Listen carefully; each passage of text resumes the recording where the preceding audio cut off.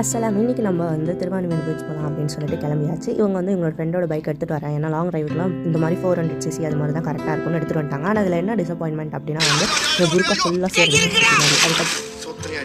அதுக்கப்புறம் பீச்சுக்கு வந்துட்டோம். இது வந்து நான் பார்த்த பீச் மெரினா பீச் அளவுக்கு வந்து கூட்டம் இல்லை. பொறுத்த வரைக்கும் பாப்புலேஷனாக அதாச்சும் கூட்டமாக இருந்தாலே பிடிக்காது. இது கொஞ்சம் கூட்டம் இல்லாமல் அங்கங்கே கொஞ்சம் பேர் இருந்தாங்க பீச்சுன்றதுனால. அதுக்கப்புறம் நாங்கள் சரி ஓகே கால் நினைக்கலான்னு போனோம். இப்போ வந்து லைக் காஞ்சனா படத்தில் கிரிக்கெட் ஸ்டெம் வைக்கும்போது க்ளவுட்ஸ் வந்து திரண்டு நிற்கிற மாதிரி டக்குன்னு ஒரு சில க்ளவுட்ஸ் வந்து மண்டை மேலே நின்றுச்சு. அதுக்கப்புறம் அதை பார்த்துட்டு அதுக்கப்புறம் சரி ஓகே நேம் எழுதலான்னு போனால் எல்லா இடத்துலையுமே தண்ணி வந்துட்டு இருந்துச்சு. சரி அங்கே மட்டும் தண்ணி வரலன்னு போனேன். பார்த்தா அங்கே ஒரு நாய் வந்துட்டு இருக்கு. அதை நான் பார்க்குறேன்.